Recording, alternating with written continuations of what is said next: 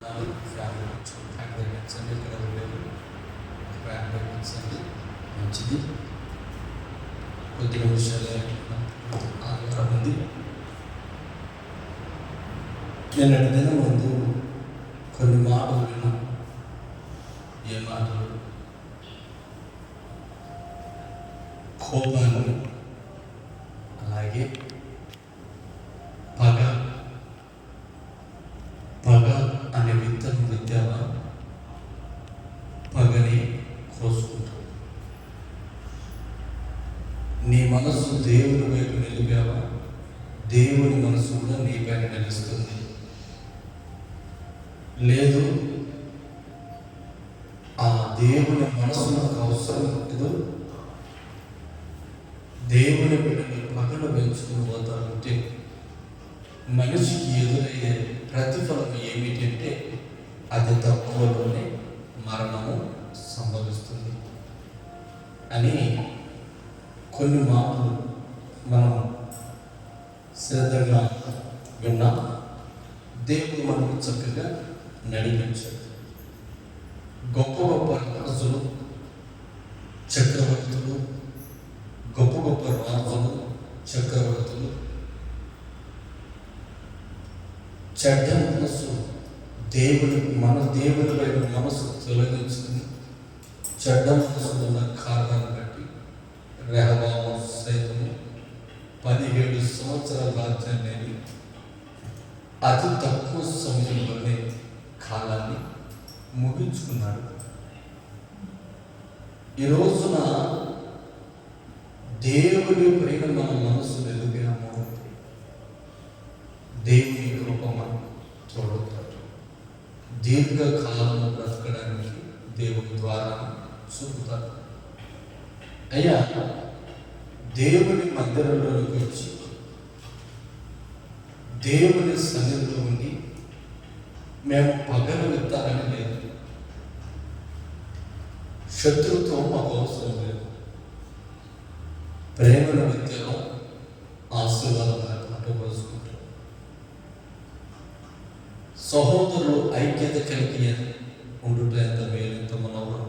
అంటే ఐక్యతను ఎత్తామా, ఐక్యతనే సహవాసాన్ని, బలాన్ని కోసుకుంటాం.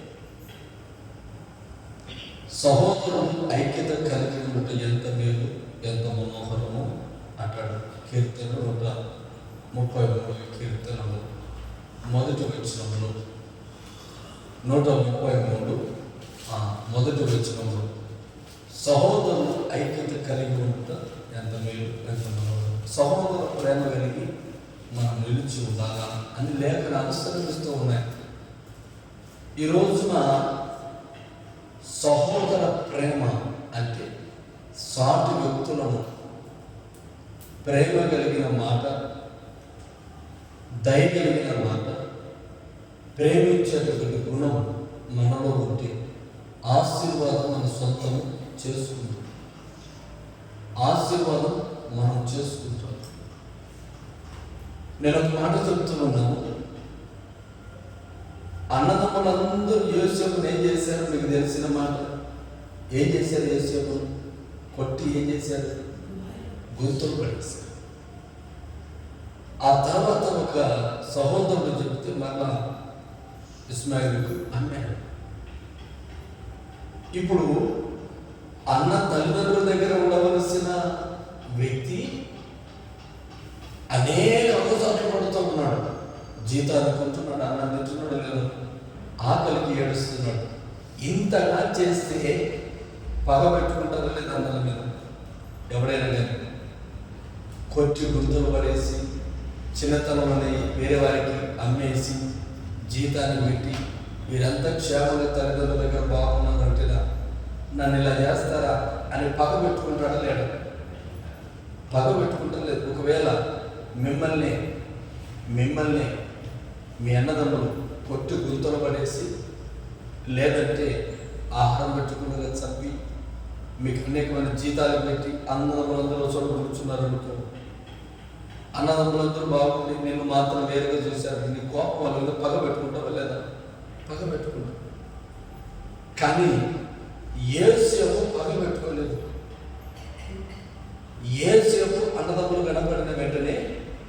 అన్నదమ్ములందరికీ కరువు వచ్చినప్పుడు అన్నదమ్ములందరూ జోలులు తీసుకొని యేసేపు దగ్గర నిలబడ్డారు.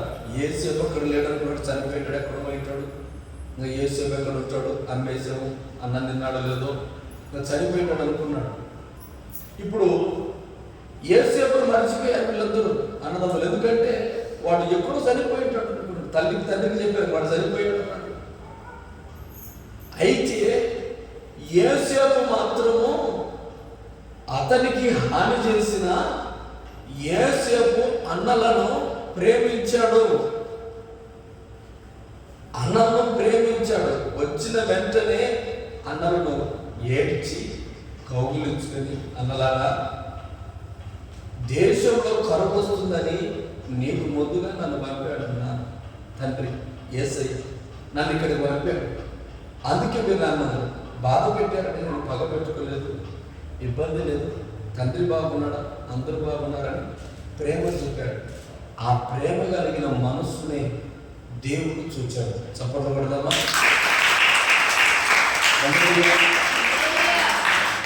ఒక దేవుని నమ్ముకున్న నిజాయితీ కలిగిన క్రైస్తవుడు అయితే,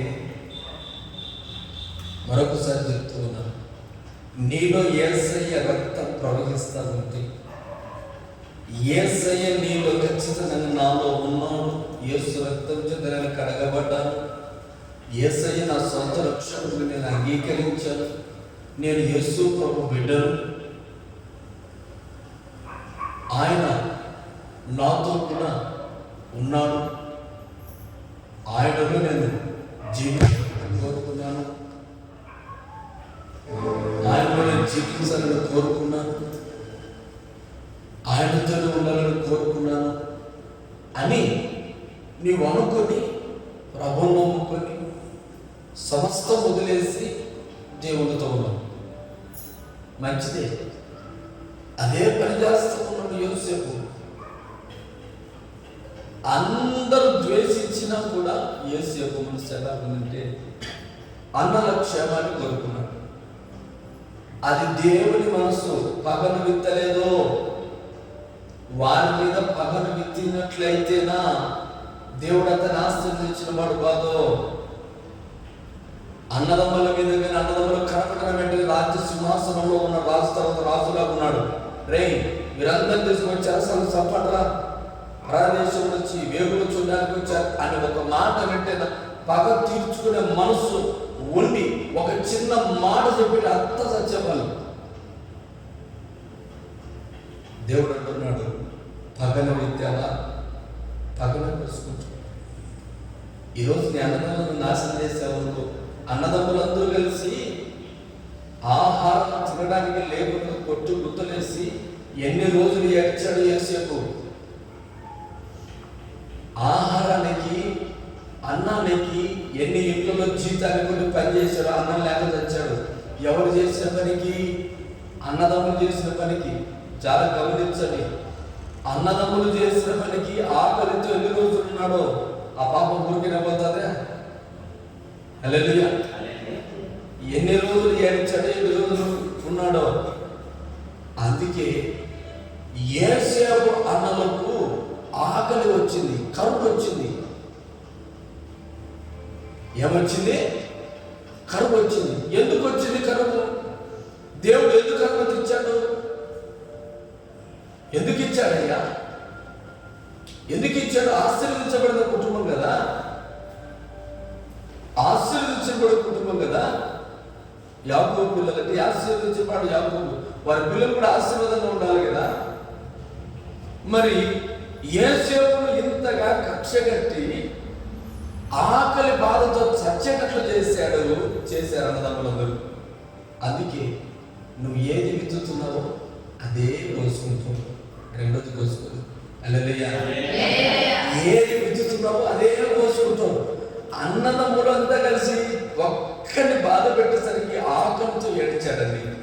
దేవుడు చూడడా?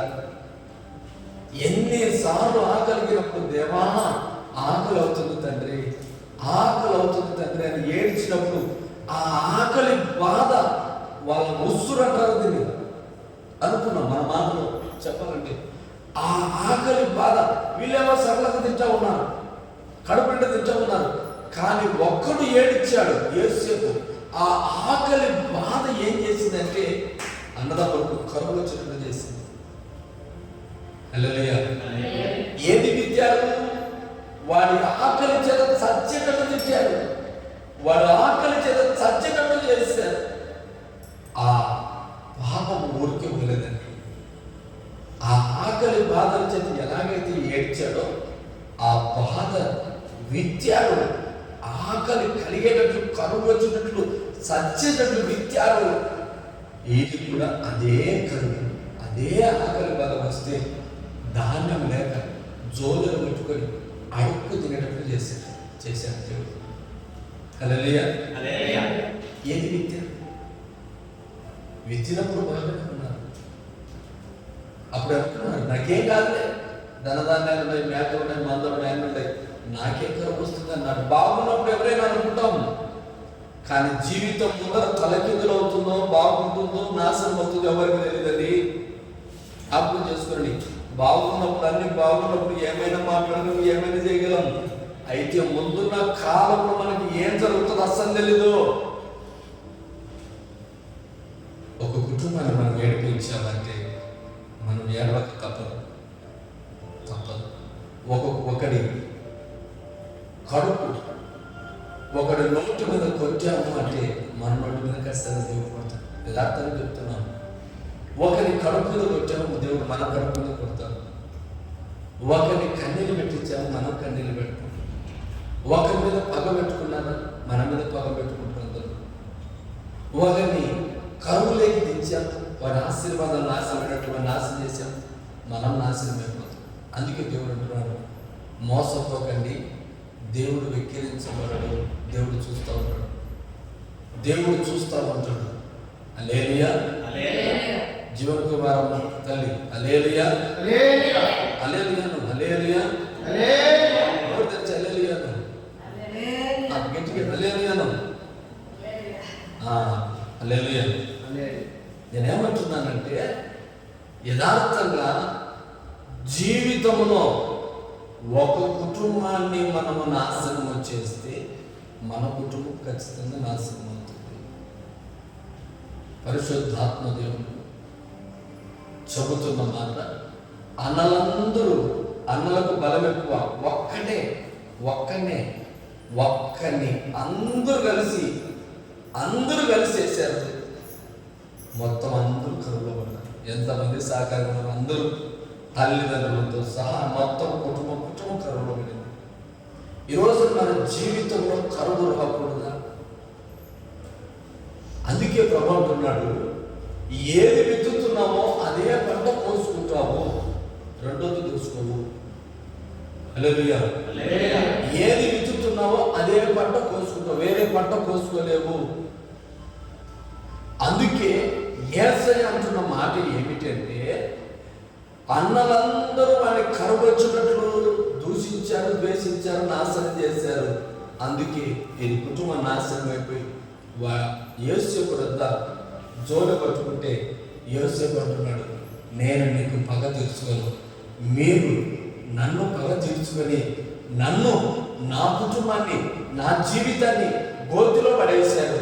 ఇప్పుడు మీరు కూడా ఎవడు తగిన గుంటలో వాడే పడతాం. హల్లెలూయా. మాట చూపించమంటారా? ఎక్కువ మాట ఉంటుంది. కీర్తన గ్రంథం 7వ అధ్యాయం చూడండి. కీర్తన 7:15 చూడండి, చూద్దాం. వాడు గుంట త్రవ్వి దాని లోతు చేసి ఉన్నాడు. తాను త్రవ్విన గుంటలో తానే ఒకడు తవ్వుతున్నాడు, గుంట తవ్వాడు, ఎవరి కోసమో తవ్వాడు. ఈ మాట దేవుడు రాసి వచ్చాడు. ఈ మాట గురించి పరిపూర్ణమైన వాక్యం ఒకరోజు తీసుకోవాలనుకుంటున్నాను. ఎవడు తవ్విన గోతులో వాడే పడుకోడు. నేను మాట కాదు, కీర్తనలు 7:15 అంటున్నాడు, తాను త్రవ్విన గుంటలో తానే పడిపోయాను. అన్నదమ్ములు కలిసి వారి గుంతలో వేశారు, కరువు వచ్చినట్టు చేసింది. దేవుడు అన్యాయిస్తున్నా, వాడి జీవితం అయిపోయింది. కరువు వచ్చింది. కరువు వచ్చిన వెంటనే జోలులు పట్టుకొని అడుక్కు తింటున్నారు. యేసేపు అయితే కరువు అనుభవించాడు, బాధలు అనుభవించాడో వీరు కూడా అదే బాధలు అనుభవించారు. అయితే యేసేపు దగ్గరికి అన్నలు వచ్చినప్పుడు పగ తీర్చుకోవాలా. న్యాయం అంటే పగ తీర్చుకోవాలా. ఏది విత్తుతున్నారో అదే కోసుకుంటున్నాడు. దేవుడు చెప్తున్నాడు కదా, నేను ఒకవేళ ఇప్పుడు మళ్ళా నా అన్నల మీద నేను పగ తీర్చుకున్నాను అనుకో, దేవుడు నా మీద పగ తీర్చుకుంటాడు. హల్లెలూయా. నేను ఆ పని చేయను. దేవుడు ఈ అన్నల మీద నేను పగ తీర్చుకున్నానంటే ఇప్పుడు దేవుడు నన్ను విడిచిపెడతాడా? ఇంత రాజరికం. అప్పుడు నా అన్నలు బాగున్నారు, నేను నాశనం అయ్యాను. ఇప్పుడు నా అన్నలు నాశనం అయ్యాను, నేను బాగున్నాను. ఇప్పుడు నేను బాగున్న తర్వాత నేను కూడా పగ పెట్టుకున్నాను అనుకో, నా అన్నల వల్ల నేను అనుకుని ఆశిస్తాను. అందుకని మెలుగు కలిగిన ఆత్మ కలిగిన వ్యక్తి యేసేపు. చప్పట్లు కొడదాం. హల్లెలూయా. ఇప్పుడు నేను పగ పెట్టుకున్నాను అనుకో, నా అన్నల మీద పగ పెట్టుకున్నాను. దేవుడు ఆశీర్వదించి సింహాసనం ఎక్కించిన తర్వాత నేను ఇప్పుడు పగ పెట్టుకున్న అన్నదమ్ములను నాశనం చేసేనా? ఏది విత్తుతున్నా అదే కోసుకుంటాను. దేవా, ఇంత పాపం నాకు వద్దయ్యా, నాకు ఈ పగలొద్దు, ఈ కక్షలొద్దు తండ్రి, నా జీవితం నాశనం కాదు ప్రభా, నా కుటుంబం బాగుండాలా, నా తర్వాత నా పిల్లలు కావాలా, నాకు ఏమొద్దు ప్రభు అని దేవుని దగ్గర పశ్చాత్తాపడి అన్నదమ్ములకు అందరికీ సపోర్ట్ తనలాగా మీరు నన్ను చెప్పించాడు, నన్ను నాశనం చేశారు. ఆయన దేవుడు నన్ను బాగు చేశాడు. నన్ను బాగు చేశాడు కనుక మీ కుటుంబాలు, మీ పిల్లలు అందరినీ 70 మంది ఉన్నారేమో, ఎంతమంది ఉన్నారో మొత్తం తీసుకురండి. అన్నలు, పిల్లలు, మీరు, మీ పిల్లలు అందరినీ తీసుకురండి. నాకు దేవుడు ఆశీర్వదించినాడు. మిమ్మల్ని అందరినీ నేను దీవిస్తాను, మిమ్మల్ని అందరినీ ఆశీర్వదిస్తాను. ఒక్క మాట అన్నాడు. ఆ మాట కారణాన్ని బట్టి యేసేపు ఫలించడు కొమ్మగా మారిపోయాడు. హల్లెలూయా. ఫలిస్తానే ఉన్నాడు, ఫలిస్తానే అభివృద్ధి అవుతున్నాడు, అభివృద్ధి అవుతున్నాడు. అతని అభివృద్ధి దేశం రాజులే ఆశ్చర్యపడుతుగా అభివృద్ధి అయ్యాడు. ఎందుకు? అదే పగను విత్తింటే పగను దోచుకునేవాడు. పగను విత్తకుండా శత్రువును ప్రేమించి సహోదరులు ఐక్యత కలపడం ఎంతో మనోహరమైన మాటను తీసుకొని సహోదర ప్రేమను చూపి పగను విత్తిన వారి ఎదుట ప్రేమను విత్తాడు యేసు. సఫలపడదాం. ప్రేమను విత్తాడు యేసు ప్రభు, అదే విత్తాడు. యేసు ప్రభు కూడా అదే విత్తాడు. శత్రువులు అందరూ యేసయ్యను గడ్డం పిక్కులకు కొడతా ఉంటే, ముళ్ళ కిరీటం పెడతా ఉంటే, ప్రక్కలో దొరుకు బల్లెపు పొడు పొడుస్తూ ఉంటే, ఇది ఒక కొరడాతో యేసు ప్రభును వీపంతా పగిలేటట్టు కొడతా ఉంటే యేసు ప్రభు ఏమన్నాడు? ఒకటే అన్నాడు, తండ్రి వీరేం చేస్తున్నారో వీరికి తెలియదు, వీరికి క్షమించు. యాక్చువల్లీ మామూలుగా అంటే యేసయ్య ఏం చేయాలంటే పగ పెట్టుకున్న వారి మీద, తండ్రి వీళ్ళంతా నాశనం చేయడం. కానీ యేసయ్య లేదు, కొడుతున్నారు, తిడుతున్నారు, సిలువ వేస్తూ ఉన్నారు, తంతు ఉన్నారు, ఉమ్మి వేస్తూ ఉన్నారు, అన్నీ వేస్తూ ఉన్నారు. ఎందుకు? యేసు ప్రభు మానవ లోకంలోని మానవ అవతారముగా వచ్చి ఎలా ఉండాలో చూపించాడు. ఎందుకంటే నువ్వేది విత్తుతావు అదే వస్తుంది. దేవుడు ఏ రోజు కానీ పగను విత్తిన వాడు కాదు. యేసయ్య మీద పగ పెట్టుకుని ఉంటే యేసయ్య ఏం చూపించాడంటే ప్రేమను చూపించాడు. పగవారి ఎదుట ప్రేమని ఎవరైతే చూపించగలరో, పగవారిని ఎవరైతే పలకరించగలరో, పగవారిని ఎవరైతే ఇష్టపడగలరో, పగవారికి వందనాలు ఎవరు చెప్పగలరో, పగవారికి ఎవరైతే సమాధానం తీసుకోగలరో, పగవారిని ఎవరైతే వారి గుండెలు నిప్పుడు కుంపటి వేపుడుగా కార్యం చేస్తారో, వారి జీవితాలు సమాధానం కలుగును గాక. ఆమేన్. హల్లెలూయా.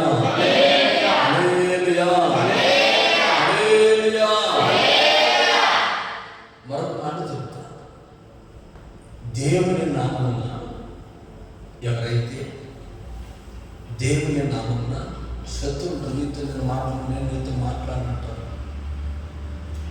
అయితే ఎవరు మాట్లాడకపోయినా సరిపోయి పర్వాలేదు, కానీ నేను ఒకసారిగా నాకు అతనికి సరిపోలేదనుకో, నేను వెళ్ళి అయ్యా వందనాలు, నమస్కారాలు, వందనాలు అని నేను ప్రేమగా మాట్లాడినాననుకో, ఆ వ్యక్తి నా మీద ప్రేమ చూపలేదనుకో, నేను ప్రేమ చూపించాననుకో, ఈ వ్యక్తి నా మీద ప్రేమ చూపించనుకో, దేవుడు ఈ వ్యక్తి ఒడిలో నిప్పులు కుంపటి పోసినట్లుగా ఉంటుంది. చెప్పకూడదను వాడికి వాడే నాశనం అవుతాడు, నేను నాశనం కాదు. యథార్థం. నేను అతనితో సమాధాన పడ్డాననుకో, అతడు నాతో సమాధాన పడలేదనుకో, అతడు నాశనం అవుతాడు కానీ నేను నాశనం కాదు. ఎందుకంటే నాకు ప్రేమ ఉంది. ప్రేమ ఉన్నవాడు ఎప్పుడు నాశనం కాదు. పగ ఉన్నవాడు నాశనం అవుతాడు. పగ ఉన్నవాడు నాశనం అవుతాడు. ప్రేమ ఉన్నవాడు నాశనం కాదు. అందుకు దేవుడు ఏమంటున్నాడంటే, ఏది విత్తుతూ ఉన్నావో అదే పోసుకుంటావు. నీవు త్రవ్విన గుంటలో నీవే పడతావు. ఎవడికో గుంట త్రవ్వేవనుకో, ఆ గుంటలో నువ్వే పడతావు. ఎవడు పడడు. ఎందుకు పడతావు? ఏది విత్తుతున్నావో అదే పోసుకుంటావు. ఎవరికో గుంట తగ్గితే నువ్వే గుంటలో పడతావు. ఈ మాటలనే బైబిల్ ఇప్పుడు కాదండి, మన పుట్టక మునిపే ప్రభు రాసి ఉంచాడు. మన పుట్టక మునిపే రాసి ఉంచాడు. ఎందుకు రాసి ఉంచాడంటే మన జీవితంలో మంచి మార్గంలో నడవడానికి, మంచి మార్గంలో నడవడానికి. ఈ రోజున నువ్వు ఏది విత్తుతూ ఉన్నావో అదే పంట పోసుకుంటూ ఉంటున్నాడు కదా దేవుడు. మరి ఇప్పుడు పగన విత్తావు, పగన విత్తిన వెంటనే ఏం పోసుకున్నాడు? ఏసే పంటలు కరువును పోసుకున్నాడు. పగను విత్తారు, నిన్నటి దినమందు చావును పోసుకున్నారు. పగను విత్తారు, యుద్ధాలు పోసుకున్నారు. పగను విత్తారు, ఏ పని చేస్తారో అదే. అహాబు ఎక్కడ పని చచ్చాడు, నాబోతు ఎక్కడ చచ్చాడు, అక్కడే రాజు అహాబు చచ్చాడు. అంటే ఏది విత్తుతున్నారో అదే పోసుకుంటున్నారు, అదే పోసుకుంటున్నారు, అదే పోసుకుంటున్నారు. నిన్నటి దినమంటూ అదే మాట్లాడుతున్నాం. ఈ రోజున యేసు ప్రభు మాట్లాడుతున్నాడు, నేను పగవారిని ప్రేమించాను, పగను విత్తడం లేదు, ప్రేమను విత్తుతూ ఉన్నాను. వ్యతిరేకము. యేసేపు అలాగే అందరూ ద్వేషించిన ద్వేషము హృదయంలో పెట్టుకోలేదు అన్నల మీద. ఈరోజు నేను ద్వేషించే వారు ఎంతమంది ఉన్నా, వారి మీద ద్వేషము లేకుండా మంచి మనసు కలిగి ఉన్నామంటే నీ కుటుంబం యేసేపు కుటుంబం లాగే అత్యధికమైన ఆశీర్వాదం కలుగునుగాక. ఆశీర్వాదం కావాలంటే ఉరికి వస్తుందా? పగన పెట్టుకుంటే ఆశీర్వాదం కాదు. యేసేపు తిట్లా ప్రేమించు, ఆ ప్రేమ నేను ఆశీర్వదిస్తాను. హల్లెలూయా. మరొక మాట చెప్తున్నాను. కీర్తన 126:5-6. కీర్తన 126 చూద్దాం. ఇప్పుడు చూద్దాం. కన్నీళ్లు విడుచు విత్తువారు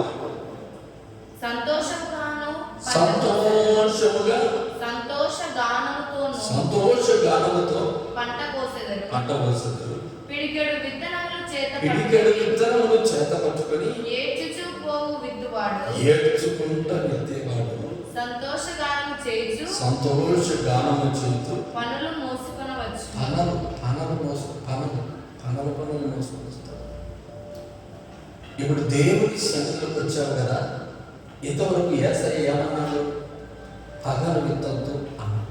మరి ఏ విత్తాలు ప్రభు అంటే ప్రేమను విత్తు, పగవారి ఎదుట ప్రేమను విత్తనాలు విత్తు.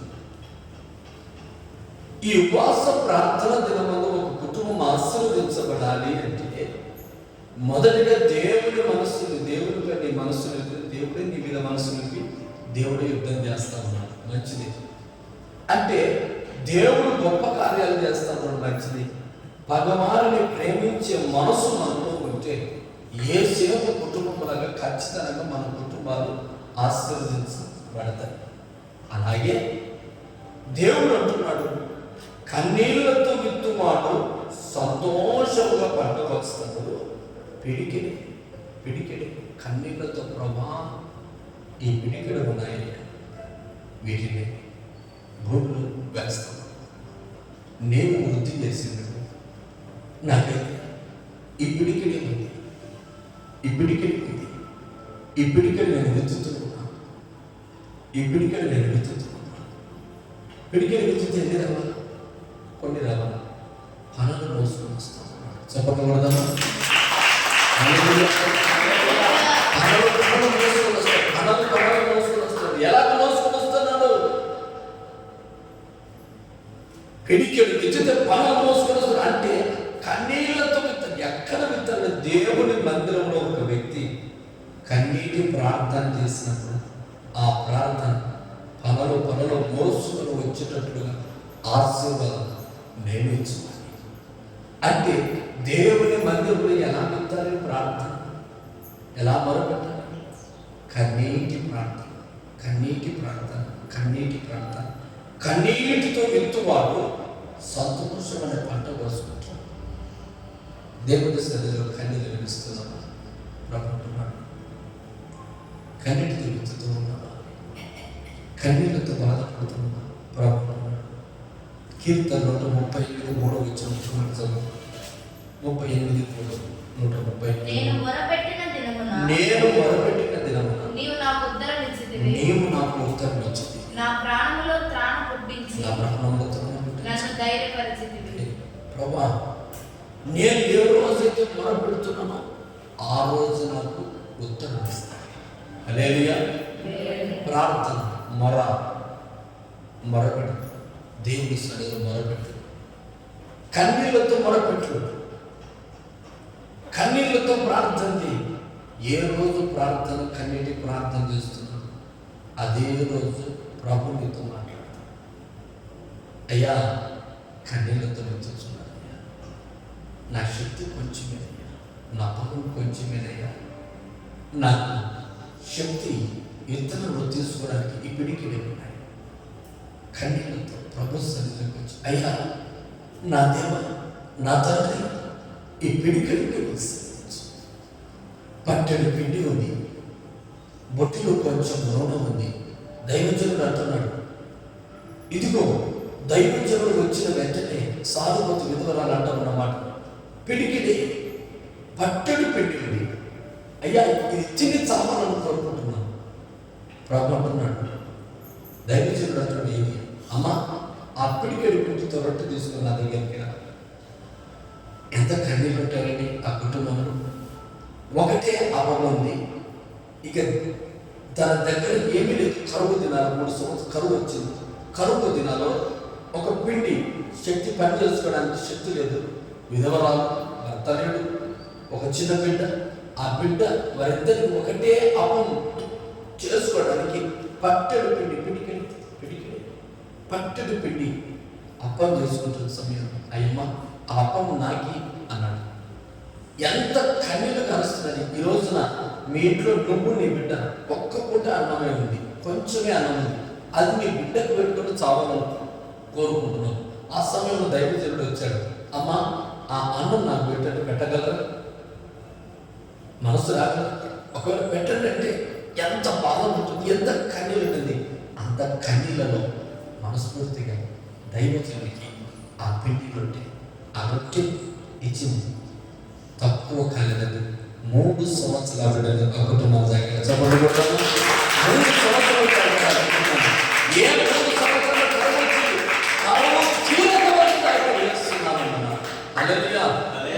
కన్నీళ్ళతో విత్తనం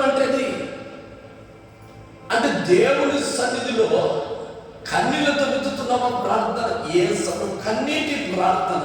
ఒకవేళ కన్నీళ్ళు వచ్చేత దైవజనుడు కన్నీటిలో సాయం చేసి గుణం ఉంటే నీ కుటుంబానికి కరువు మదం. రెండవది, దేవుని సన్నిధిలో కన్నీటి ప్రార్థన నువ్వు చేయగలిగితే, కన్నీటితో విత్తావు. ఎలా విత్తాలి? మొరపెట్టాలంటే ఎలా మొరపెట్టాలి? ఎలా ప్రార్థన చేయాలి? ఎలా దేవుని వేడుకోవాలి? కన్నీళ్లతో దేవుని వేడుకోవాలి. అంటే దేవుని సన్నిధిలో ఏం చేయాలంటే కన్నీళ్లు రాల్చాలి, కన్నీళ్లు విత్తాలి. దేవుని మందిరంలో, దేవుని మందిరం కన్నీళ్ళు కలిస్తే దేవుడు అంట, కన్నీళ్ళు దుడ్డు నీ కన్నీళ్ళు కింద పడతానే, కింద పడబట్ట నీ మందిరంలో కన్నీళ్ళు గార్చిన వెంటనే దేవుడు ఇలాంటి దుడ్డు ఉంటాడు. నీ మందిరంలో కన్నీళ్ళు గార్చిన ప్రతి కన్నీళ్ళు దేవుని దగ్గర చూస్తాం. హల్లెలూయా. ఈ మందిరంలో ఎన్ని కన్నీళ్ళు ఉన్నాయో ఆ కన్నీళ్ళు పరలోకంలో చూస్తాం. భర్త దగ్గర గార్చిన కన్నీళ్ళు కాదు, స్నేహితుల దగ్గర, ఇష్టపడిన వారి దగ్గర, బంధువుల దగ్గర, ఎవరెవరి దగ్గర కన్నీళ్ళు గార్చిన ఆ కన్నీళ్ళు ఎక్కడ దగ్గర దేవుని మందిరంలో కన్నీళ్ళు మాత్రం తప్పనిసరిగా నా ప్రభు దాచి ఉంచాడు. అందుకే అంటున్నాడు, కన్నీటితో విత్తు. దేవుని మందిరంలో హన్న వచ్చింది, కన్నీళ్లతో ప్రార్థన చేసింది, ప్రతిఫలం పొందుకుంది. ఈ రోజున ఏ దినం మొదలుపెడతామో ఆ దినం నీకు సమాధానం కలగాలంటే కన్నీటి ప్రార్థన అవసరం. అయితే ఎబ్బేజు ఒక తల్లి ఒక కుమారునికి జన్మనిచ్చి అతని పేరు ఏం పెట్టిందంటే, అనేక ప్రసవ వేదన పడి బిడ్డను కంటే చావు బ్రతుకులో వాడికి పేరు పెట్టింది ఎబ్బేజు. దుఃఖపుత్రుడు, కన్నీటి పుత్రుడు, నన్ను ఏడిపించిన కొడుకు అని పేరు పెట్టుకుంది. ఎవరైనా పేరు పెట్టుకోగలరా? నన్ను ఏడిపించిన కొడుకు, నా కన్నీ దుఃఖపుత్రుడు అని పేరు పెట్టుకుంది. అయితే ఆ మాట ఎబ్బేజు అన్నప్పుడల్లా వాడికి బ్రతికొస్తుంది. నేను నా తల్లిని ఏడిపించాను, పొరుటున నా తల్లి నన్ను కనడానికి చాలా ఇబ్బంది పడింది, అందుకని నా పేరు దుఃఖపుత్రుడు అని పేరు పెట్టుకుంది. అయితే నా తల్లికి నేను దుఃఖాన్ని కలిగించాను, నా జీవితంలో నేను అందరికీ దుఃఖాన్ని కలిగించాను. యేసయ్య, నా జీవితం అంతా దుఃఖముగానే మారిపోతా ఉంది. అయితే నేను ఒక్క మాట ప్రార్థన చేస్తాను. కన్నీటితో ప్రార్థన చేసి మొదటి దినవృత్తాంతముల గ్రంథం 4వ అధ్యాయం చూద్దాం. ఇది ఒకటి చదువుతూ ముగించుకుందాం. మొదటి దినవృత్తాంతముల గ్రంథం 4వ అధ్యాయం 9 నుంచి 4-9. ఎబ్బేజు తన సహోదరులందరికంటే ఘనము పొందినవాడై యుండెను. వేదన పడి ఇతనిని కంటినని అతని తల్లి అతనికి ఎబ్బేజు అని పేరు పెట్టాడు. ఎబ్బేజు మాట కింద వేదన పుత్రుడు, కన్నీటి పుత్రుడు. వేదన అని పేరు పెట్టింది, కన్నీళ్ళు పెట్టింది. వేదన, నువ్వు వేదన రా, పేరు వేదన పెట్టింది. వేదన పడి ఇతని కంటినని తల్లి ఎబ్బేజు అని పేరు పెట్టిను. ఎబ్బేజు ఇశ్రాయేలుల దేవుని గురించి మొరపెట్టి, నీవు నన్ను నిశ్చయముగా ఆశీర్వదించి నా సరిహద్దులు విశాలపరిచి నీ చెయ్యి నాకు తోడుగా ఉండ, దయచేసి నాకు కీడు రాకుండా దానిలో నుండి నన్ను తప్పించుము అని ప్రార్థింపగా, దేవుడు అతని మనవి చేసిన దానిని అతనికి దయచేశాడు. ఏ ప్రార్థన చేశాడో ఆ ప్రార్థన తనకి దయచేశాడు. కన్నీటితో ప్రార్థన చేస్తున్నావా? వేదనతో ప్రార్థన చేస్తున్నావా? బాధలతో ప్రార్థన చేస్తున్నావా? ఈ రోజున కన్నీటితో విత్తనము అంటే ఆ 9 వచనంలో అంటాడు, అతని సహోదరుల కంటే ఘనత నొందినవాడై ఉండెను. నీ సహోదరుల కంటే ఘనత నొందుతున్నావా? ఘనహీనంగా బ్రతుకుతున్నావా? ఎందుకు? కారణం ఏంటి? ఎబ్బేజు బలపరచడానికి గల కారణం ఏంటి? కన్నీటితో విత్తాడు ప్రార్థన. తల్లిని వేదన పేరు పెట్టింది. వేదన పని కట్టి కన్నీటితో కానీ అంటారేమో, నీ గుర్తున్నారా అని వేదన పెట్టింది. అతని జీవితంలో వేదన పేరు ఉండవచ్చు, కానీ తన జీవితంలో కన్నీళ్ళు ఉండవచ్చు. నీవు కన్నీటి ప్రార్థన చేయగలిగితే, నీవు మనవి చేసిన దాన్ని నీకు దయచేయగలిగిన దేవుడు యేసయ్య. హల్లెలూయా. నువ్వు ఏ ప్రార్థన చేస్తావో ఆ ప్రార్థన దయచేయగలవు.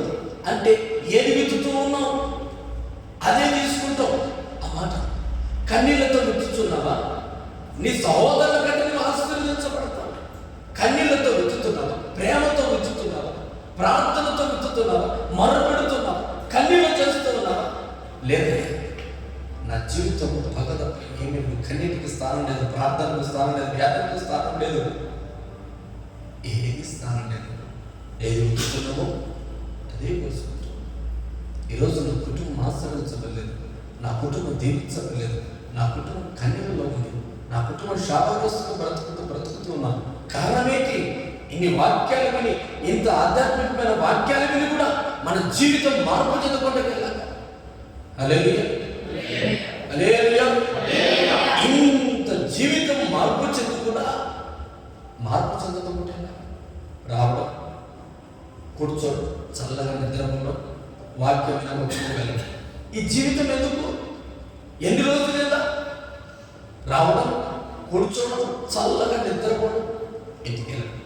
ఆధ్యాత్మికమైన లోతులకి నడిపించుకుంటున్నావా? ఆత్మీయ జీవితాన్ని నిద్రపోవడానికి స్థలం లేదా? చల్లగా ఫ్యాన్ లేదా? కన్నీళ్లతో ప్రార్థన మధ్యలో కన్నీళ్లతో వెతుకుతున్నావా? నీ జీవితం దేవుడి మధ్యలోకి వచ్చి నిద్రపోతూ ఉన్నావంటే నీ జీవితం ఎలా ఉంటుంది? ఏది వెతుకుతున్నావు?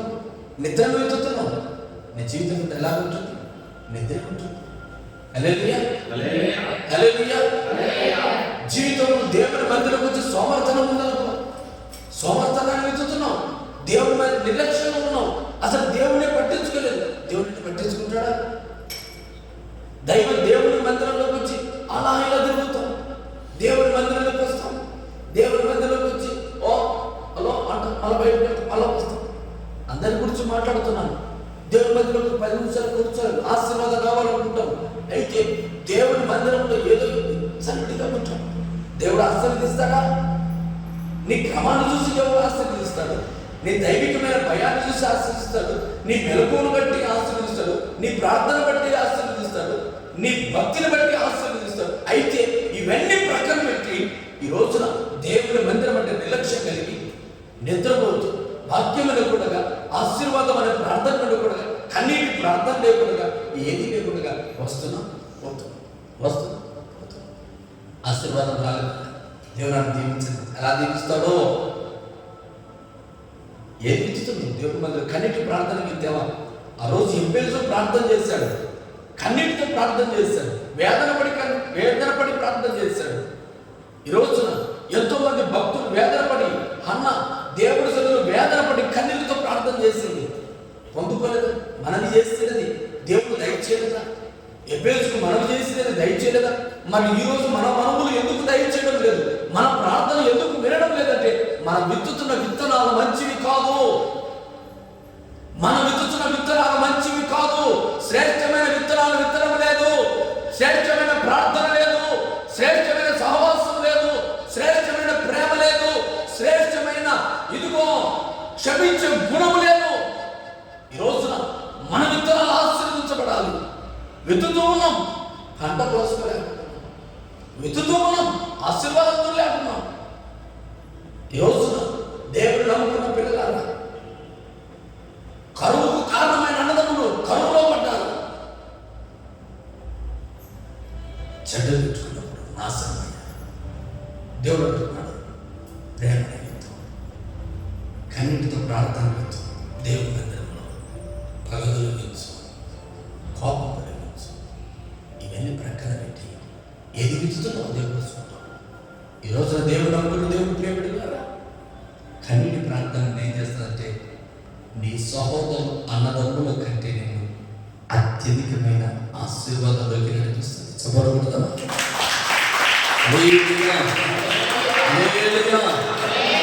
కుటుంబంలోనే అన్నదమ్ములందరికంటే ఆశీర్వాదంలో ఉండాలని కోరుకుంటున్నాను. దరిద్రంగా ఉండాలని కోరుకుంటున్నాను. దరిద్రంగా ఉండాలని కోరుకుంటున్నానంటే మధ్యలోకి వచ్చి నిద్రపో. దరిద్రంగా ఉండాలని కోరుకుంటే పగబెట్టు. దరిద్రంగా ఉండాలంటే కోపం ఆవిష్కరిస్తుంది. లేదా నా సహోదరుల కంటే నా కుటుంబం, నా పిల్లలు ఘనంగా బతకాలని కోరుకుంటున్నావా? ప్రేమ నిమిత్తం అందరితో సమాధానపడు. మూడవది కన్నీటి ప్రార్థన చేయి. ఆ ప్రార్థన నువ్వు ఏం చేసి నీ మనవి చేసినది దక్కేటి నీ ప్రార్థన దేవుడు విని నేను ఆశీర్వదిస్తాడు, నేను దీవిస్తాడు. నీ సహోదరుల కంటే గనకరించి ఆయన నామమును మీరు బహుగా ఫలించడం వల్ల తండ్రికి మహిమ. నువ్వు ఎంతగా ఫలిస్తే నీ తల్లిదండ్రులు కాదు, దేవుడికి మహిమ అంటున్నాడు. ఆ దేవుడికి మహిమ రావాలంటే మీరు కన్నీళ్లతో ప్రార్థన చేయండి. ప్రార్థన చేసిన ప్రతిదీ పొందుకొని దైవాశీర్వాదాలు పొందుకోవాలని దేవుడి పేరు కోరుతూ ఇటు మాటను దేవుడు దీవించి నేను కట్టి మనకు ఫలింపచ్చు. అందరు మోకాలు వెళ్ళకూడదా? చిన్న ప్రార్థన తెలుసుకో. మోకాలు వెళ్ళకూడదు, చిన్న ప్రార్థన తెలుసుకో. మోకాలు వెళ్ళకూడదు, చిన్న ప్రార్థన తెలుసుకో.